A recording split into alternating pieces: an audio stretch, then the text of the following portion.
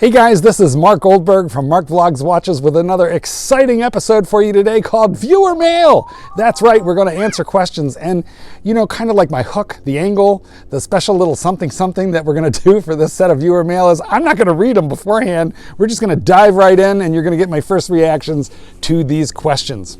But before we dive into the meat and potatoes of this video, we are going to do the quick fist watch check, and here it comes.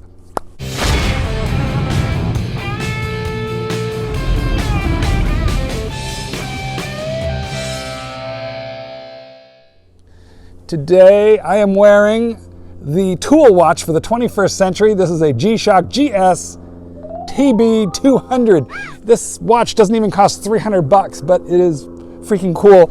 And I reviewed it, and I'll put the link to the review of this guy in the description of this video here. You should watch it. Okay, here we go. Okay guys, I have my computer down here, so if you see me glancing down, that would be why. This is an email from a guy by the name of Gianni, in Italian, Gianni. Hey Mark, my name is Airplane. Another one? I'm on a flight path. Hi Mark, my name is Gianni, and I am a longtime fan of the channel.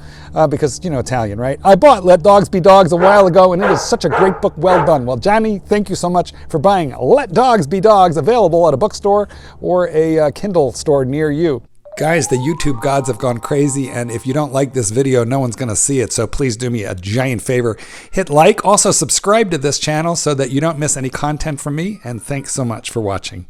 I am reaching out with a very important question. I am going to buy the new Omega Seamaster 42mm Professional, and I am not sure if I want the blue or the black. Both are cool. I am slightly more drawn to the black, but I've had so many black watches in my life and never a blue. So I possibly want to try out the blue. What do you think? Thank you, and I love the channel. Keep it up, Mark. Sincerely, Gianni. Well, Johnny, I had one of that exact same watch. I had it in the chrome or silvery dial. Let me toss a picture of that in here so people know what we're talking about.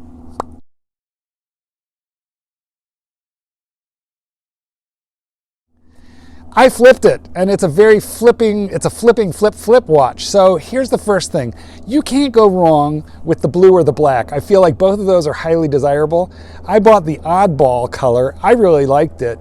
But I bought the oddball color, and ultimately I flipped it, not because of the color. I actually found the dial on that one mesmerizing. The problem that I had, Johnny, was kind of like, you know, every watch has a fatal flaw, and for me the problem was with the lume. You know, the hands are lumed with just little dots of lume at the very end of the hand. So you really couldn't read the damn watch in the dark. All you saw was a bunch of dots and dashes, and it looked like Morse code glowing, and you know, I just couldn't read the watch at night, and that really bugged me. Guys, I don't know what's happening. I'm on a flight path. So Johnny, get the black one, get the blue one. Just be sure that you're not like a freak that's going to be bugged that you can't read it at night due to the configuration of the skeleton hands that just have that little bit of lume on them. That's what got me. And here's the other important thing for you to know.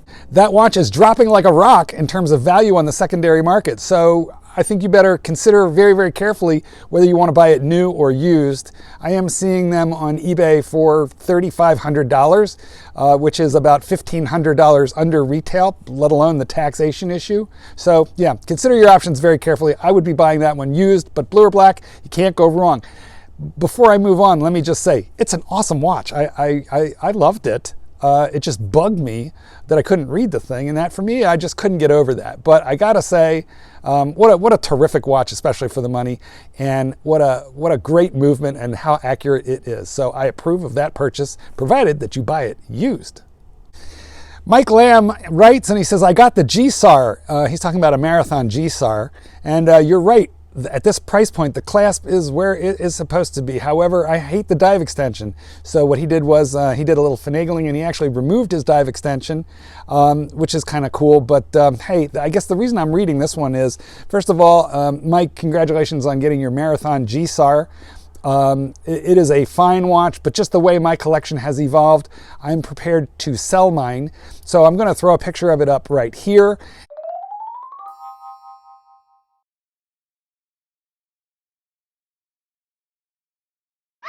And it also has, it's full kit. It's new. I mean, I think I got it like maybe 5 months ago.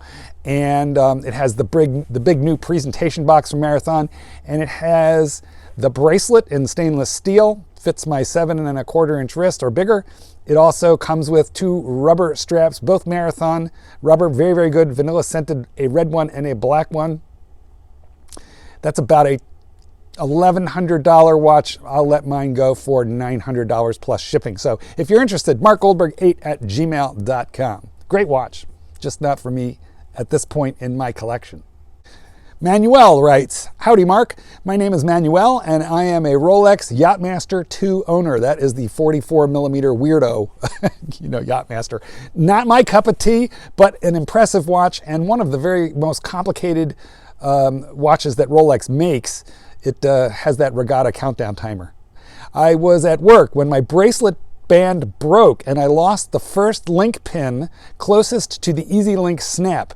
I'm currently looking on Amazon for cheap replacement pin, but I don't know the exact size pin for my watch, considering there are so many charges or sizes. I would appreciate it if you could help me out on this one. I would hate to take it to a Rolex dealer and have them charge me an arm and a leg to have them fix what seems to be an easy fix. Thank you and have a nice day. Manuel. No, don't buy this pin off of Amazon. Go pay the arm and a leg. I don't think it's going to be crazy. I don't know. Maybe it's going to cost you $75 or $100. I'm not sure if anybody knows what that little link pin costs, but go get it at the authorized dealer. And let me tell you why. Assuming that you are wearing the stainless steel version of that Yachtmaster 2, it's over $18,000. And you want to save like $25 on a pin that keeps it secured to your wrist. I mean, you twist, you do the wrong thing, that thing falls onto the floor. If that thing falls onto the floor and shatters because you wanted to save $25 or $30, you are going to be awfully upset at yourself. Go to the authorized dealer. Guys, on things like screw pins, don't screw around. Oh, I made it funny. Hey, by the way, this almost happened to me. If you own a Submariner or any Rolex on a bracelet, go ahead and check your screws right now. Sometimes with time and vibration and use, those things start to like work their way loose. And if they come loose, your bracelet can fall right off. And if you're in the water, it goes to the bottom of the ocean. Worse, yet it falls onto concrete and shatters. So take good care of your bracelets, guys. Inspect them from time to time. And if you need to replace a part, use original parts. Do not mess around with eBay and Amazon parts on a Rolex. Don't do that. It's a $20,000 watch. Don't mess around. Go pay your $150 for that pin. Dave Lanucci writes, hey Mark, I enjoy your insight. Thank you for posting thought-provoking YouTube content with an appreciated sense of humor. I am very interested in any additional positive or negative thoughts you may have regarding the Ginault Ocean Rover. Additionally, I enjoy seeing your dogs on camera. My niece ditched her high-stress corporate job a couple of years ago and has become a very successful dog trainer / dog walker. She couldn't be happier. David. Man, there's just airplanes. I don't know what's going on lately, guys. Now there's a helicopter right over my shoulder.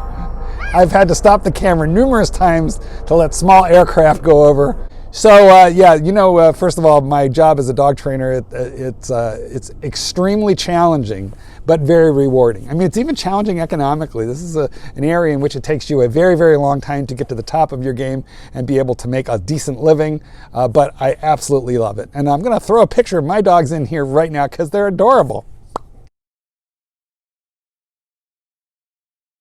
Okay, so the Ginault Ocean Rover. Roll over, Rover. Back the truck up. It's all over, Red Rover. Ginault. That is my entire comment on the whole brand. If you'd like to buy crap, you can buy it a whole lot cheaper than a Ginault. I would rather see you spend a third the money, a quarter the money, and get a Spinnaker, and then go use the rest of the money to, like go to Thailand and take everybody out to the ping pong show. Yeah, no, just say no. It's a dog, okay? It's a dog. It's not a dog. It's not the dog of the range. It's the dog of horology. Just no. Rafiq writes, hello Mark, I have been watching your videos for a while. Thank you. I enjoyed many subjects and comparisons.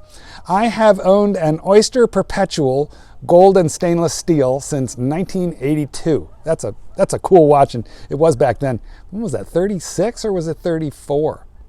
I just sent it for a tune-up and for changing some parts to the tune of $1,300. I have been looking at many watches and different makes. I am very much interested in buying the Yachtmaster 40mm in rose gold oyster flex. The price in the store is quite heavy. I would like your opinion on this model, if you please. I'm not a collector, but I'm getting tired of wearing that same watch for the last 33 years. I can imagine. I have a problem wearing one watch for just 33 days. I do have other sport watches that I use when I go biking, and it's okay. Your opinion would be very much appreciated. Thank you so much, Rafiq from Miami. So, Rafiq, here's the first thing. It's too late for me to save you your $1,300. It's too late. But I'm going to save the next guy $1,300, and that is you should have never taken a 33-year-old Rolex to the Rolex service center or to the authorized dealer to get it fixed. You could have had that entire watch completely restored for half that, maybe even a little less than half of that. Now, right around the same time, a couple years later, but in the same era that you bought your Oyster Perpetual, I bought a gold and stainless Oyster Perpetual Rolex date. Not a date just, but a date. And it's 34mm. And, you know, it was my faithful companion for a long time, and then it got trashed, so I needed to get it restored. And Kenny Nguyen at Jewelers on Time restored it for me with his crew, and it cost half of what you paid. And let me show you a picture of it right here. So guys, never take a watch that age to Rolex. You're way better off taking it to a reputable aftermarket repair source. Especially if you have something collectible. You know, your Oyster Perpetual and my date, neither one of those are collectible. Naturally, they have sentimental value to us, but they're not collectible watches.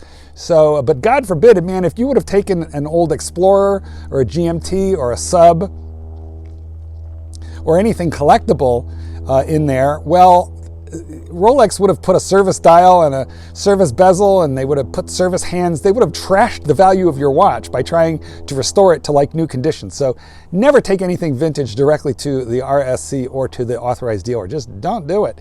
That would be like taking a Stradivarius with its 1,200-year-old, you know, varnish on there, and putting a belt sander on it, you know, and then putting a coat of modern polyurethane on there. Just, yeah, never mess with the finish.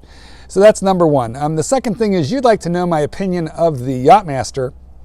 You know, just the other day I did a review of my steel and platinum Yachtmaster 40mm. So I'll tell you what, Rafiq, I'm going to put a link to that in the description for you so you can have a look at it.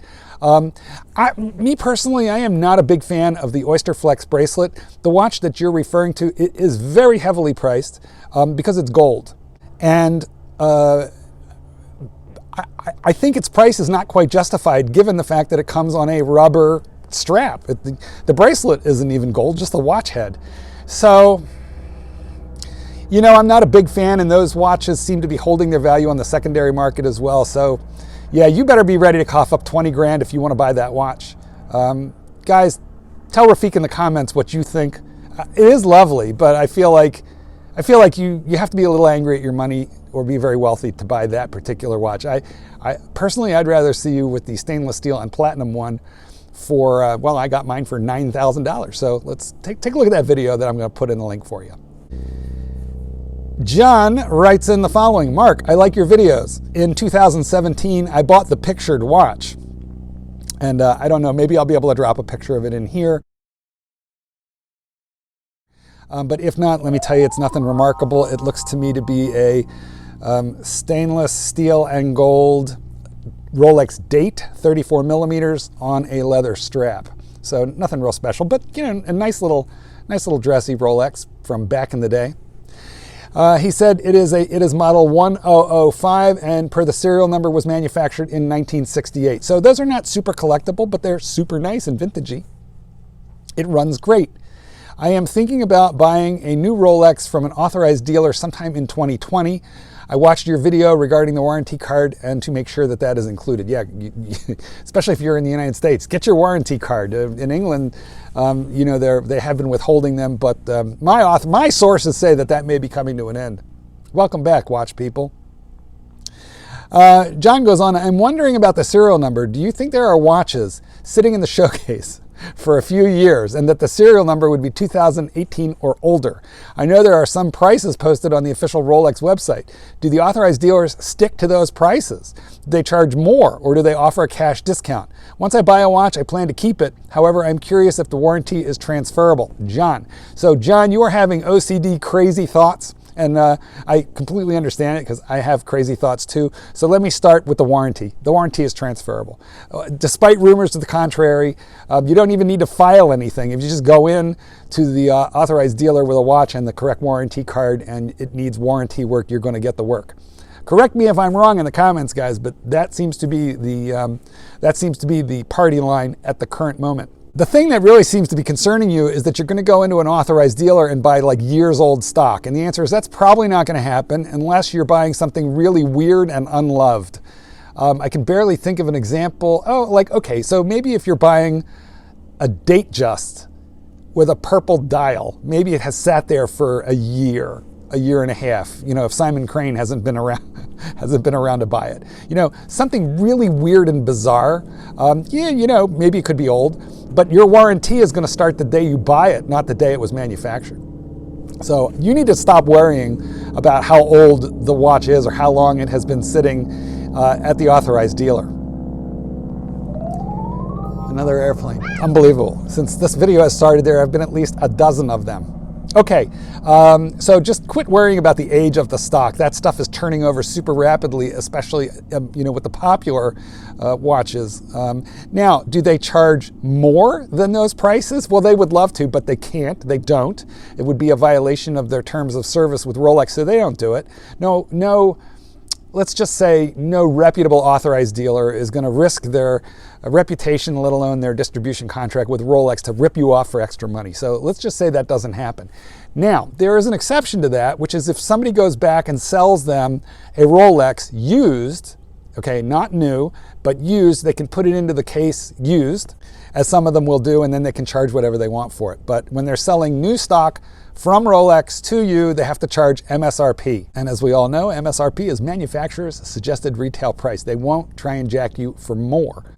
The problem, of course, is you should expect to pay retail on something you can get. You may have problems getting any of the popular stuff because despite rumors to the contrary, the bubble has not burst, and most popular Rolexes are very difficult to source from the authorized dealer. And that's not the authorized dealer's fault. That's Rolex in Geneva. They're just not sending enough stock to the authorized dealers for the AD to be able to fulfill all the sales that they could otherwise make. I think it's a rough time to be an authorized dealer. Do they offer a cash discount? Yeah, I mean, when you say cash, I think you mean if you walk in there with a stack of $100 bills, like the rancher, the rancher piled up, $8,000 or $8,500 in cash, there at the Oklahoma City authorized dealer for Rolex. And when they started to de-sticker his Batman, no, Clyde, the story never gets old. When they started to de-sticker his Batman, he snatched the cash off of the table and ran.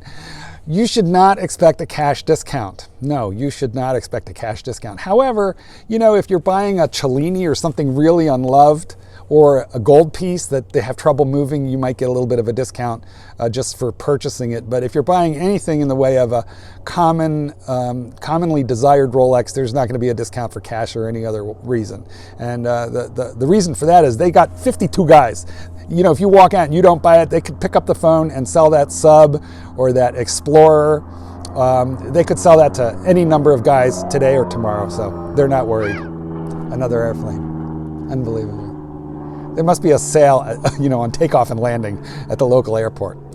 Guys, thank you for spending so much time with me and for letting me waffle on. If you've got questions, send them to marcgoldberg8@gmail.com. I appreciate you spending all this time. Take care, guys. Oh, like, subscribe, do all that nonsense. Bye now. Paint the sky your favorite